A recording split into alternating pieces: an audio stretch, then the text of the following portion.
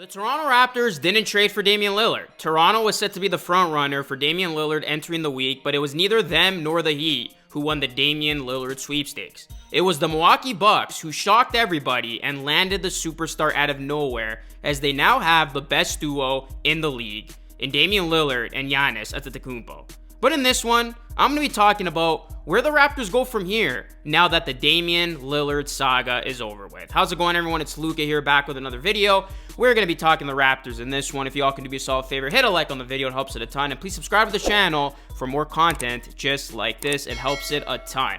So the Raptors miss out on Damian Lillard, and now there's some talk about Jrue Holiday being a potential target for Toronto. Shams did list the Raptors as a potential suitor, but I think for as good of a player that Jrue Holiday is, he wouldn't help the Raptors' half-court spacing and offense. I see Jrue Holiday landing with another team like the Heat or the Celtics, even the Clippers, but we'll see what happens with that.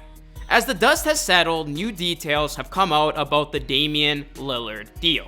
The Portland Trailblazers asked the Miami Heat for Jimmy Butler or Bam Adebayo in their first trade call centered around Damian Lillard. This is per Shams. The Heat came to believe that the Blazers had little to no interest in engaging in a deal with them. And then, on the Raptors side of things, according to Michael Grange's recent article, he said that per one Western Conference source, it's believed that the Raptors were hoping to construct a deal that would not include their core pieces: Pascal Siakam, Scotty Barnes, or OG Anunoby. Brian Windhorst basically confirmed this on the Hoop Collective podcast, saying, "I feel pretty strongly that there was some sort of offer from Toronto to Portland. I do not feel strongly, however, that OG Anunoby, Pascal Siakam, or Scotty Barnes were in that offer." When I initially saw this, I was pretty surprised. Masai really thought he could get Damian Lillard, a bona fide superstar, 7-time All-Star, All-NBAer, top 75 player of all time, without at least surrendering OG Anunoby. Masai thought he could fleece the Blazers, as the deal for the Raptors was probably something like Gary Trent Jr., Grady Dick, Precious Achiuwa, salary filler, and a couple of first-round picks. However, today we learned that Damian Lillard not wanting to be in Toronto ended up being true all along. Shams said in his recent article over at The Athletic with Sam Amick, and I quote, "Throughout this Lillard saga, there was the looming question of whether a team would take on his massive contract if he didn't want to be there. Lillard has 3 years remaining on his deal, plus a player option for the 2026-2027 for a projected $63.2 million. For example, the Raptors' interest was serious, but Lillard, disinterest in playing in Toronto, remained an obstacle until the end," close quote. In the end, if Dame truly didn't want to be in Toronto, the Raptors did make the right choice of not trading one of their core pieces for him. However, at this point, this isn't about the Raptors not trading for Damian Lillard. This isn't even about the Raptors not willing to trade OG Anunoby for him. It's about the Raptors still not picking a direction and not being clear with what they're trying to do. There are big questions that still need to be answered with this team. Before we continue on with this video, I do want to quickly say that today's video sponsor is Manscaped. Join the 9 million men worldwide using Manscaped and get the kit that covers it all, the Performance Package 4.0.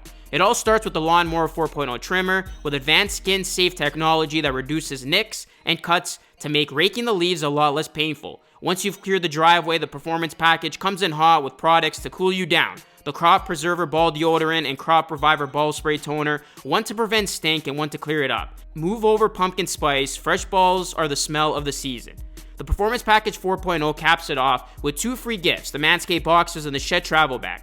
That's one to hold your Manscaped goodies and one to hold your man goodies. Bring in the fall right and get 20% off plus free shipping with my promo code LUCA3 at manscaped.com. That's 20% off plus free shipping at manscaped.com using my promo code LUCA3. The Raptors have 3 players set to become unrestricted free agents next summer: OG Anunoby, Pascal Siakam, and Gary Trent Jr. Let's start with OG Anunoby. Since the Raptors refused to trade OG, it seems, he and Tyler Hero have probably survived the most trade rumors at this point. Will the Raptors even end up retaining OG? That is the question. The Raptors can offer him a contract extension of about $117 million over 4 years. They're eligible to do that in October. He will definitely get more in free agency next summer, though, as Anunoby will certainly decline his player option. As Grange outlines in his article on Sportsnet, if the Raptors pay OG Anunoby too much, will they be able to afford Pascal Siakam on a max deal, as Siakam's extension could be in the range of $200 million over 4 years. and also Barnes on a max extension on his rookie deal. And speaking of Siakam, will the Raptors even retain him? Today, Michael Grange said on the Raptors show, and I quote, "There's been no progress on an extension at all. There's been no approach from Toronto. From the players' side, Siakam, they would absolutely want to jump on it. Right now, it's kind of a wait and see." Of course, this may not be true because Siakam could also be holding out, because if he makes All-NBA this season, he'd be in line for the Supermax deal. But if Siakam actually wants to get something done now and the Raptors haven't acted on it, nor have they traded him, it's a very strange situation. It's the same wait and see approach that just burned the Raptors with Fred VanVleet. And then, of course, there was some talk about Gary Trent Jr. when he opted in, that the Raptors would work on a new extension with him this past summer, but nothing has come up to this point. So what is the plan for the Raptors exactly? They didn't make a win now move, they haven't signaled for a rebuild either, and this team remains stuck in the middle. The middle doesn't work, as we know. I've been calling for a rebuild with this team since the trade deadline, and it's funny. I thought we were going to get a rebuild after the Raptors lost Fred VanVleet in free agency, and then Siakam to the Hawks rumors started to heat up, but nothing happened. And then we go from that to the Raptors appearing like they want to win now all of a sudden, with the Damian Lillard rumors heating up, but again, nothing happened. The Raptors seem comfortable running this team as is and hoping for the best. Look, I actually do think this team will be better than last season, but will they become good enough to contend in the East with the likes of the Celtics or Bucks? Highly unlikely. But I mean, if the Raptors do make the playoffs and they do exceed expectations and the young guys show promise and Barnes takes a leap and this roster gels nicely, then at least you have some optimism going forward. However, if the Raptors have another subpar season, this roster doesn't gel, Barnes doesn't take a third-year leap, a guy who the Raptors haven't wanted to trade now, in two hypothetical trades, one for KD and now one for Lillard, the Raptors don't decide what they're doing with Trent Jr., Anunoby, and Siakam and leave it until the end where there's a chance they lose all three of them for nothing, Masai and Bobby are definitely going to be on the hot seat. The bottom line is this: the Raptors don't appear to have a plan in place, they haven't picked a direction, and they can only use the wait and see approach for so long.